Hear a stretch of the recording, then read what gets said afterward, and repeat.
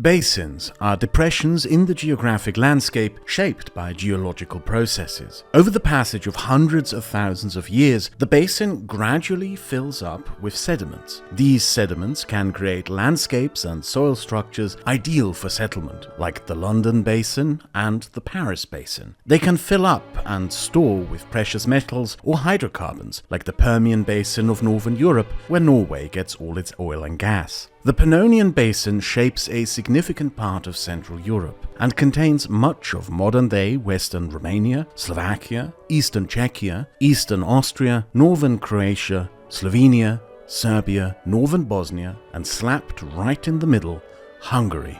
The etymology of Pannonia might come from an ancient Illyrian word for the marshlands of the region, though a play on words by the Roman poet Lucan exists that ties it to a Latin pun. In his epic poem called the Pharsalia, these lands were inhabited by Celtic peoples, whose clothes the Romans made fun of by calling them rags, for which the Latin word is pannus. Later Roman writers repeated the idea, suggesting that the Pannoni, the people who wear rags, happen to have their own country here. Pannonia is surrounded by the Carpathian Mountains to the north and east, the Alps to the west, and the Balkan Mountains to the south, meaning, geographically, you are beautifully protected from invasion here. The Danube River winds through, so you always have an abundant supply of fresh water and the means of transportation. Being that it is a basin filled with sediments, you will find lots of metals like aluminium and iron.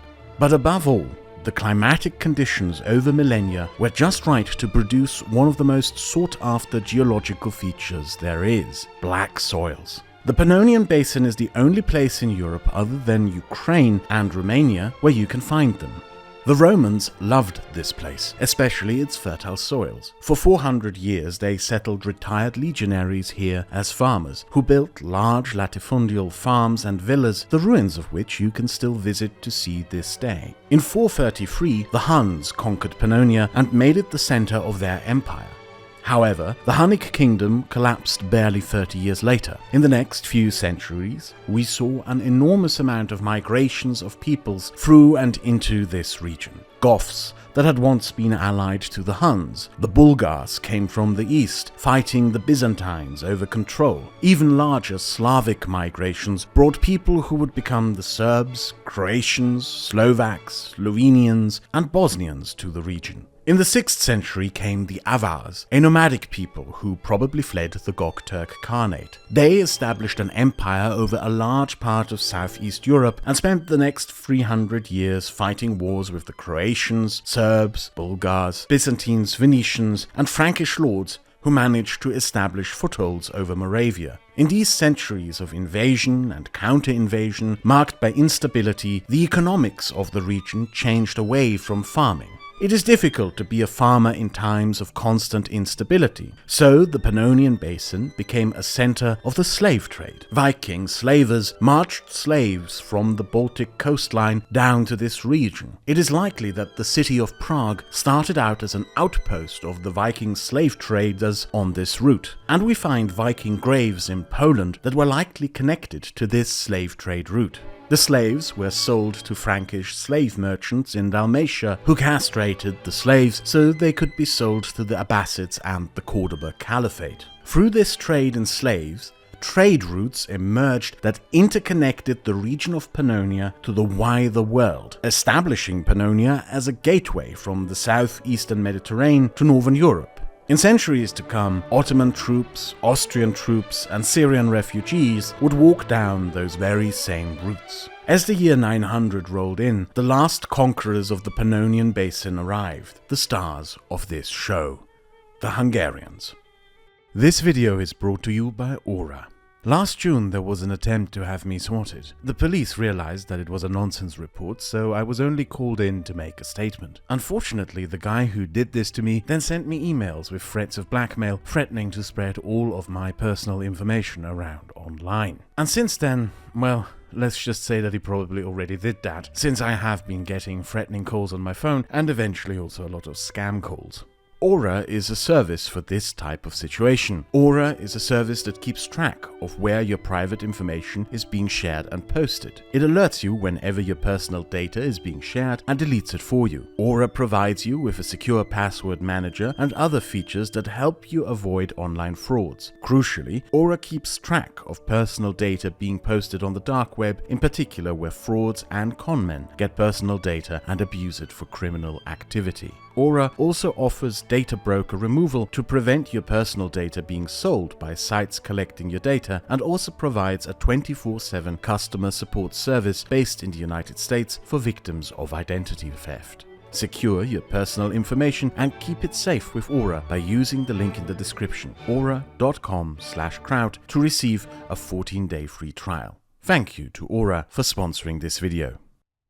The Hungarians came to Pannonia in 7 tribes. Within a short time, they conquered the entire Pannonian Basin. There, the Hungarians spent the next 100 years using Pannonia as a base of operations from which their semi-nomadic armies would raid and plunder much of Europe, raiding as far west as Spain. We do not know much about the pagan Hungarians. They probably came from somewhere around the southern Ural Mountains. They were incredibly fierce and frightening warriors, which, like most nomads, included their women. Unlike settled civilizations of the time, these warrior women could even rise to lead hordes and become warrior queens. Their religion was a form of Tengriism. They had a caste of priests called the Taltos, who communicated with a set of gods. The Hungarian language that is so notoriously difficult to learn gives us clues on where they may have come from. There are over 300 Turkic loanwords in the Hungarian language, and the language is closely related to Finnish and Estonian, and the language is spoken by native Siberian peoples like Khanty and Mansi. There are also a couple of Hungarian words that are suspected to be Mongolian loanwords. The Hungarian invasion of Europe also introduced Hungarian loanwords into our languages, such as saber, coach, hussar, paprika, and funny enough, itsy bitsy, which is the Hungarian word for small. In the early 9th century, a tribal leader called Arpad managed to unify all the tribes and political powers onto himself as a singular ruler, thereby ending tribal confederacy, making himself the king of all Hungarians and founding the Arpad dynasty. In 955, the Hungarians were defeated by the Germans at the Battle of Lechfeld, officially marking the end of the Hungarian wars across all of Europe. At least, that's what German historians like to say, because they like to credit the Germans for supposedly saving Europe from the Hungarians. Reality, of course, is a lot more complex. At the same time as the Germans kicked the Hungarians out of German lands, the Bulgars were advancing on the Hungarians from the south. The Byzantines advanced on the Hungarians from the east, and the Czech Bohemian Duchy invaded and took control of Moravia. Pinned in between hostile Germans, Bulgars, Czechs, and Byzantines, the Hungarians were in a dangerous situation. So, their king, István I, converted to Christianity in the year 1000, thereby legitimizing Hungary as one of many Christian kingdoms against further invasion. The Hungarian word for Hungarian is Magyar. The reason we call them Hungarians is because of their medieval founding myth. The newly Christian kings of Hungary wanted sovereignty over as large a realm as possible, so in the Middle Ages they made up lineages and foundational myths as their people's new histories, in which they claimed to be the descendants of Attila the Hun, and claimed that therefore they were the legitimate heirs to the Huns, with this laying claim to the lands the Huns had once ruled, hence why we call them Hungarians. The transition from a pagan, semi-nomadic tribal confederation into a Christian kingdom, however, didn't go smoothly. As Hungary became a Christian kingdom, its kings spent the next century persecuting and rooting out tribal leaders who refused to abandon paganism. The tribal leaders eventually became aristocrats who challenged the power of the king. That in itself is not unique. Throughout the politics of medieval Europe, conflict between aristocrats and the monarch were a dominant factor of court politics. In Hungary, though, the fact that the tribal leaders had to be coerced into this position in many ways deepened fissures between king and aristocracy. The Hungarian kingdom had really won the geography lottery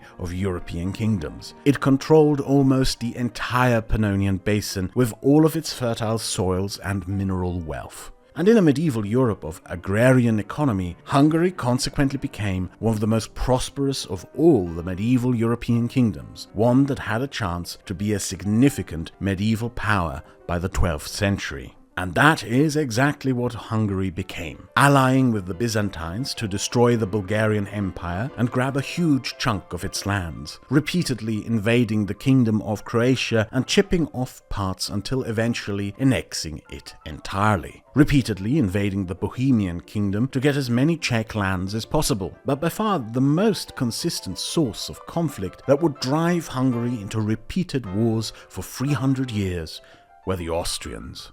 The Mongols invaded and ransacked Hungary in the 13th century. The Hungarians were one of the few peoples who managed to defeat the Mongols. However, the Mongol pillaging of Hungary was so extensive that Hungary was for a while known as the Empty Kingdom, with large swathes of land depopulated. This resulted in the Arpad kings encouraging the migrations of artisans, merchants, and some lower nobility from the east to their lands, such as Turkic Pechenegs and Cumans, who repopulated rural Hungary and rebuilt the estates. Migration thereby became a factor that significantly shaped medieval Hungary, that also extended to Armenians, Jews, and Muslims. In a feudal society of agrarian economy, owning these estates meant a substantial amount of power and wealth. And given few realms had as profitable as estates as Hungary did, over time this made the emerging Hungarian aristocrats wealthier and much more powerful than their contemporaries in other European kingdoms. There were two main internal developments that further empowered the Hungarian aristocracy, but also weakened the power of the king and thereby the state. First, an economic development. There was much in metals that could be mined throughout the Pannonian Basin, so it is not surprising that the Middle Ages saw a mining boom throughout the Hungarian kingdom. Most of those mines were controlled by aristocrats, just as the sector would become a cornerstone of the economic development of Hungary. At the time of the beginning of this mining boom, Western Central Europe went through another economic development, urbanization. Across the Rhine Valley and along the Baltic and North Sea coasts, trade and merchant cities emerged and grew. One of the biggest contributors to this development was the emergence of specialized craftsmen in those cities, goldsmiths, clockmakers, boatmakers, you name it. That urbanization did not happen in the eastern parts of Central Europe, and the reason was a developing economic cross-dependency. In Hungary and Bohemia, which was also rich in metals, the mines provided the metals that were sold to craftsmen in the Holy Roman Empire. In Poland and Hungary, the aristocrats who owned a huge number of farm estates sold much of their grains to the Low Countries, Austria, and the wider Holy Roman Empire.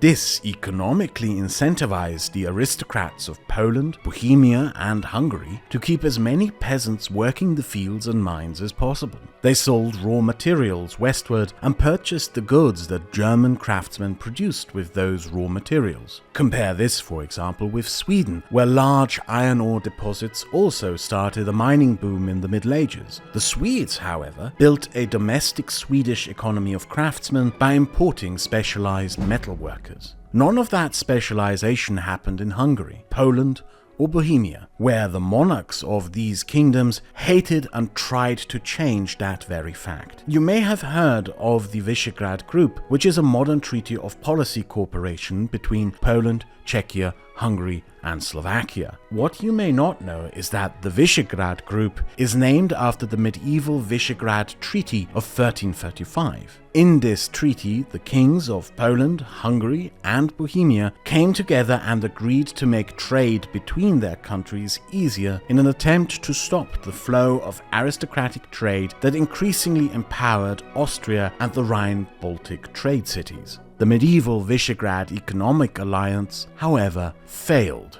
A century before, in 1222, the Hungarian king signed the Golden Bull, a constitutional document which the monarch and church used to desperately try to retain powers and protect them from an increasingly powerful aristocracy. Yet, that document, despite its intentions, still empowered the Hungarian aristocracy like no other in Europe and accelerated that process. So as much as the King of Hungary would have wanted to limit the increasing economic dependency on Austria and Germany, he simply no longer had the means to do so. The kings of Poland and Bohemia faced similar constraints. What this meant for Hungary, Bohemia, and Poland in the long term was that the economic relationship they developed with their German neighbors, in particular with Austria, mirrored the relationship that the Spanish Empire cultivated with its American colonies. Their aristocrats, just like the colonial caudillos of Spain, sold raw materials and foodstuffs and then brought the goods made with those raw materials in the German trade and craftsman cities, just like in the Americas. And this would become a curse to these kingdoms, reducing them to sources of prime materials that lacked the know-how and infrastructure to specialize and craft their own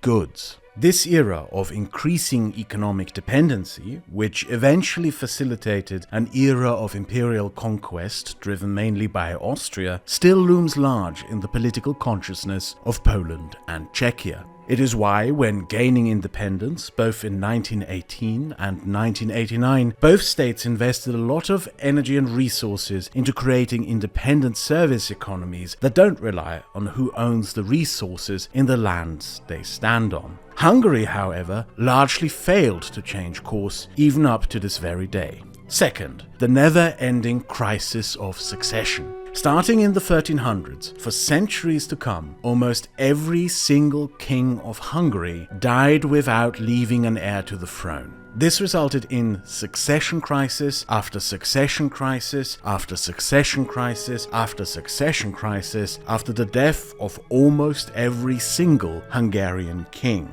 basically flinging Hungary into 2 centuries of continuous disarray and even civil wars once every 20 to 40 years. These wars often drew in foreign aristocrats and kings who tried to place themselves on the Hungarian throne. Austrian, Czech, Romanian, French, Italian, Polish, Luxembourgian, and Lithuanian royal families and aristocrats inserted themselves into Hungarian succession struggles and even became the kings of Hungary.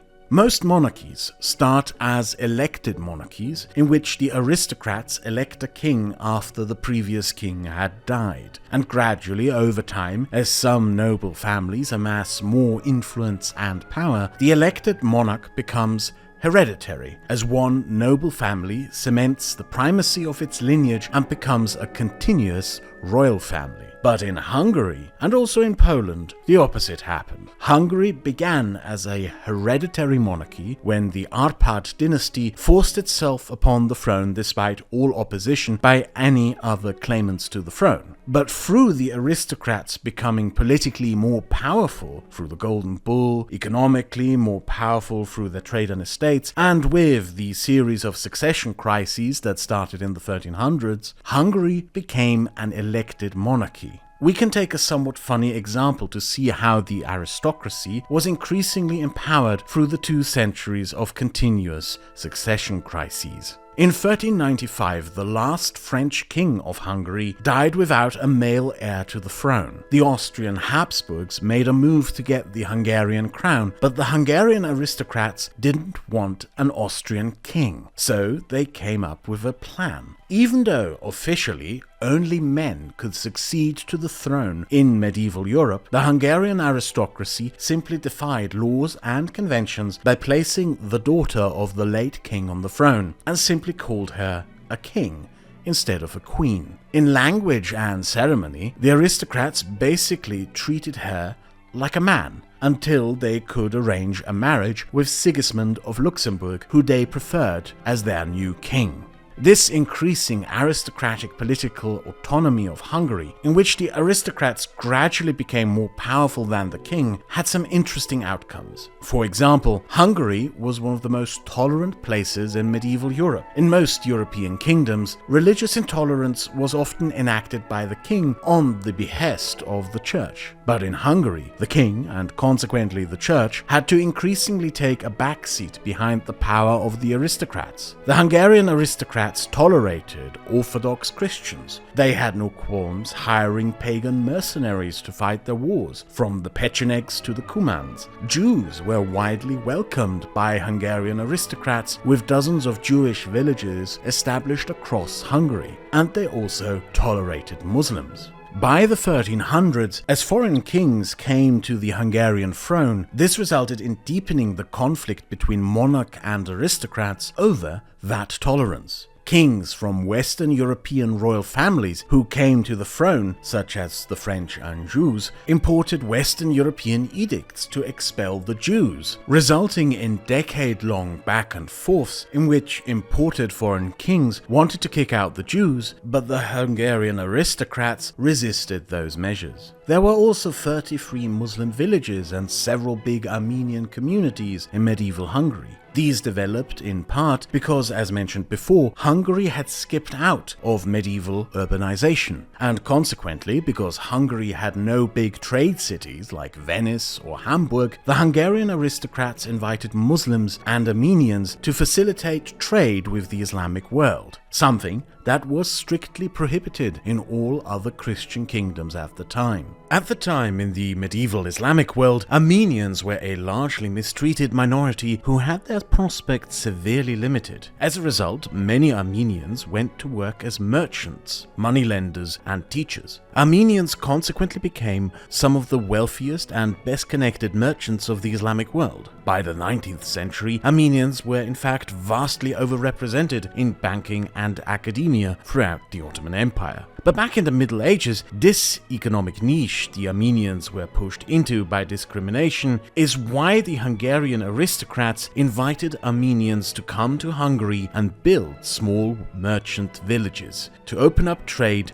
with the Islamic kingdoms and empires. As the 1400s rolled in, the Ottomans occupied much of the Balkans and set their eyes on Hungary. This put the aristocrats into a bad position because what Hungary needed now was an army under central command of a state to defend itself, and that required a centralized state that the aristocrats opposed. For a while, the Hungarians managed to do just that. They levied taxes from the aristocrats, ended the aristocratic privilege of running small militias, and assembled what became known as the Black Army, which successfully kept the Ottomans out of the Balkans for decades, even kicking them out of Serbia at one point. Control over Serbia became the geopolitical priority of Hungary from the 14th century onward. If you want to know why, you can look at a map of Pannonia. The Dinaric Mountains and the Balkan Mountains flow together at one point, shaping a narrow valley around the Danube. This valley, for centuries and still today, is the only way into Central Europe from the southeast. If you want to get into Central Europe from the Eastern Mediterranean and the Middle East, you have to go through that valley. This was as true for Ottoman armies in the 14th century as it is for Arab migrants and refugees today, which is why today Austria and Hungary pay Serbia to patrol that valley with their border police. And when you look at that narrow valley on a map,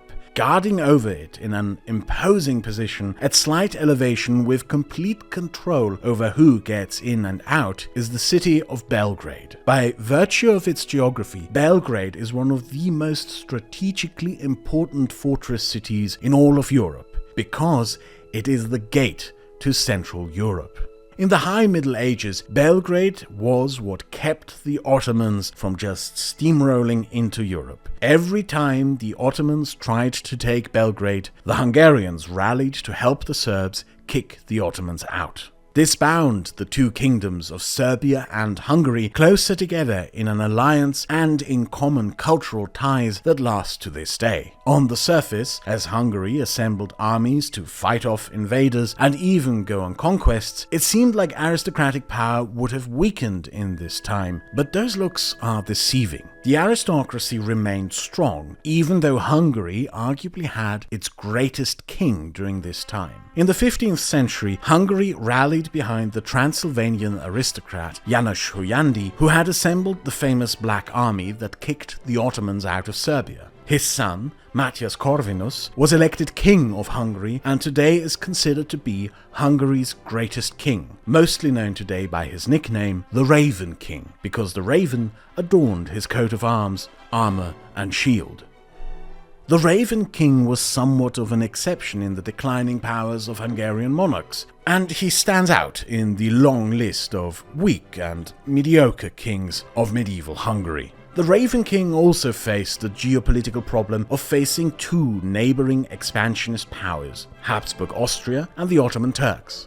And he found a simple, elegant, and admittedly somewhat funny solution to this problem. He just allowed the Turks to march an army through Hungary into Austria to pillage and ransack Austria. After all, why fight two big enemies when you can get them to fight each other? After the Turks had exhausted themselves, failed to take Vienna, but still ransacked Austria and then retreated, the Raven King marched right into those Austrian lands the moment the Turks had retreated. He annexed them and then did what the Turks failed to do. He not only besieged, but also took Vienna. Under his rule, and with the Black Army, Hungary expanded greatly as the Raven King proceeded to conquer Moravia and Silesia, while he also claimed the Bohemian crown, conquered half of Austria, marched into northern Bosnia, marched into and annexed Transylvania, and kicked the Ottoman puppet king out of Wallachia, and even marched through Moldova to the southern Ukrainian Black Sea coast to kick the Ottomans out of those regions.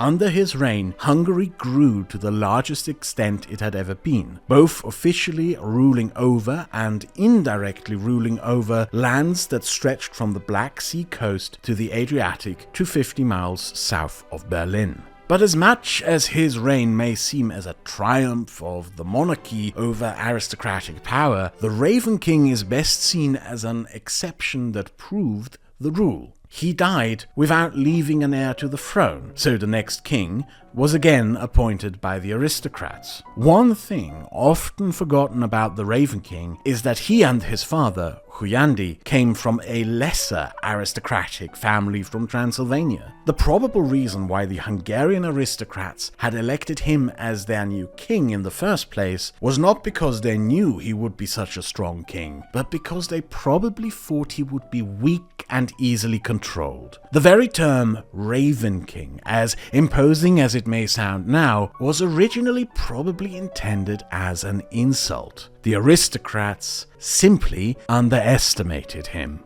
What also helped the Raven King become so exceptionally powerful was that by sheer coincidence, many of the most powerful aristocratic families of Hungary died out without leaving heirs during his reign. He seized their estates and, with their earnings, built up the Black Army into a massive force that he used for his impressive conquests, whose wages he paid by taxing the aristocrats. But here is how the exception proved the rule. Even though many aristocratic families had died out during his reign, it meant that in the end, more power simply amassed among the remaining smaller number of Hungarian aristocratic families. During his reign, he amassed incredible power, but after his death, the Hungarian state was bankrupt, and these powers attained through estates reverted straight back to the aristocrats, of which there were now fewer. So in many ways, the reign of the Raven King, which looks on the surface like it strengthened a centralized Hungarian state, ironically ended up making regional aristocratic power centers stronger in the end.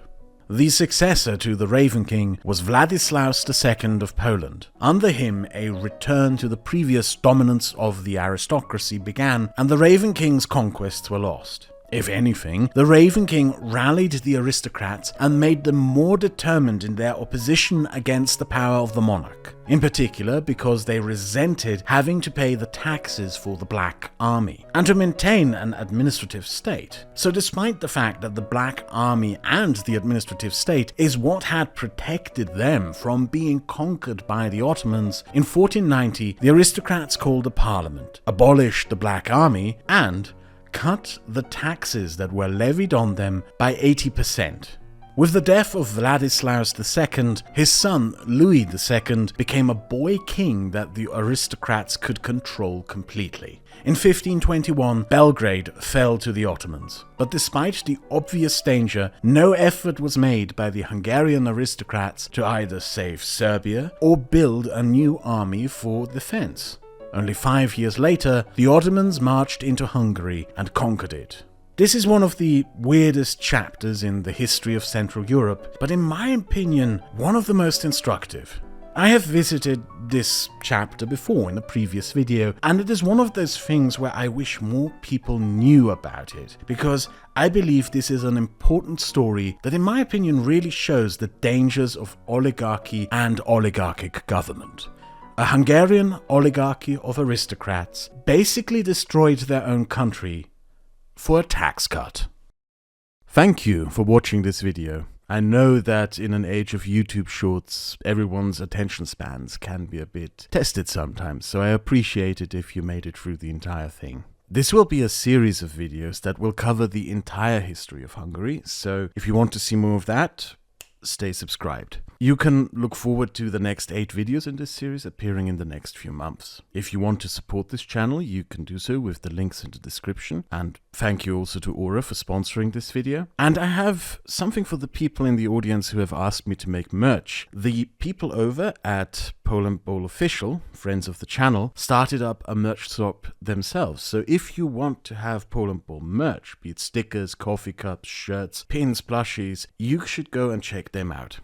And with that, thank you for watching again, and I'll see you again soon.